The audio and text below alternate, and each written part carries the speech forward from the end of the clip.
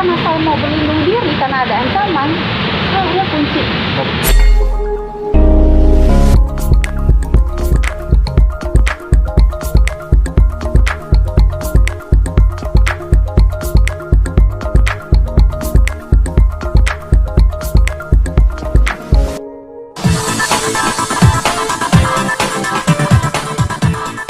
Selain pembicaraan COVID segala macam permasalahan juga sudah mulai bergulir satu-satu, sudah mulai terselesaikan. Iya, alhamdulillah akhirnya kan ini yang saya tunggu-tunggu supaya nggak setiap hari membicarakan masalah ini terus gitu ya. Karena Indonesia lagi kayak begini gitu kan. Saya alhamdulillah gitu dengan jaksa sudah menuntut, buat saya kan banyak yang sudah ada ilmunya. Tinggal menunggu pledoi sama nanti hasil dari hakim gitu. Mau berapa lama saya sudah tidak pikirkan, karena sebenarnya buat saya pada saat pertama kali sudah dijemput, sudah dimasukin ke penjara, itu buat saya sebenarnya sudah jawaban bahwa ini orang sudah bersalah dan dimasukin ke penjara. Artinya ada sanksi, memang perbuatannya dia memang dia harus memang sudah dibuktikan lah gitu kan bahwa. Nah sekarang tiba-tiba kalau jaksa menuntut 8 bulan, saya nggak tahu nanti hasil vonisnya berapa lama. Saya kembalikan lagi mau berapa lama itu sudah urusan saya lagi gitu, karena 1 hari masuk penjara aja buat saya sudahlah cukup gitu. Ini saya anggap bonus dari Allah, kesabaran saya akhirnya divonis 8 bulan. Terus Mbak Angel sendiri ada komunikasi dengan Alman mungkin setelah kejadian itu, setelah komunikasi sama Alman setelah ini tuntutan kemarin gitu, ada komunikasi lebih lanjut dengan Alman? Nggak ada. Tapi Ini rasa terpuas nggak sih? Nggak rasa puas nggak sih kak? Maksudnya udah bicara terus habis itu. Ini bukan rasa puas dan bagaimana, tapi buat saya ini pembelajaran buat semua ya, pembelajaran terutama buat Prasetyo dan satu keluarga. Harus menghargai wanita dan juga jangan berbuat seenaknya. Apa yang sesuatu yang dilangkai sesuatu yang akan terbongkar juga, karena pengadilan itu akan meminta pertanggungjawaban pada saat masalah ini saya sudah serahkan ke pengadilan, dan pengadilan akan membuka sebuka-bukanya, seluas-luasnya. Masalah dia mau mengakui, dia mau bentuk opini, itu bukan urusan saya. Karena memang tujuan orang kalau merusak orang kan ingin menghancurkan namanya, kan ingin merusak namanya gitu ya. Tetapi kembalikan lagi, fakta berbicara, semua kenyataannya alat bukti semua kan dijabarkan di pengadilan. Jadi kembalikan lagi, saya tidak perlu bentuk opini dia, pengadilan tidak perlu bentuk opini dia, yang diperlukan adalah fakta.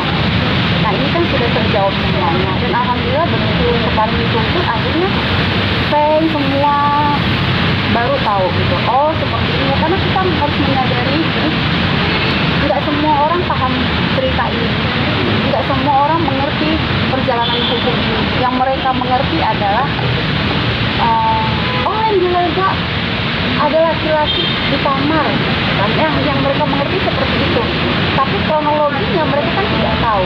Nah inilah bentuk keberhasilan Tio Prasetyo merusak nama saya ya. Saya kembalikan lagi, tapi kembalikan lagi secara logika, itu rumah saya. Kamar, kalau kita punya kamar, kunci pasti di dalam kamar ya, namanya kamar gitu ya. Kalau misalnya pada malam itu saya melakukan apa yang ditujukan oleh mereka, saya pasti mau menghilangkan bukti. Misalnya nih, kalau orang berbuat jahat atau saya yang dikatakan berzina sama laki-laki lain, pada saat saya tahu ada orang masuk ke rumah saya, nggak usah mereka deh, ada orang aja pasti saya keluar kamar dong. Iya kan, keluar kamar, akhirnya pura-pura aja, ada apa, supaya tidak ketahuan kalau kita ini berzina, ya kan? Tetapi karena saya tidak berpikir sampai ke sana dan saya tidak melakukannya, ya pada saat dia argumen dengan saya dan saya kaget melihat dia masuk di rumah saya, karena dia ada ancaman dan segala macam, gerombolan keluarganya, dan dia ngejorokin saya pada saat dia lihat media. Itu kan sebelum media masuk kan 10 menit saya sempat argumen ya. Begitu pintu udah dibuka oleh adiknya atau keluarganya, itu baru dia lihat ada kamera masuk karena ada sinar lampu, dia jorokin saya. Itu pun sebenarnya saya dijorokin belum terlalu masuk, tapi karena saya mau berlindung diri karena ada ancaman, saya kunci kamar saya.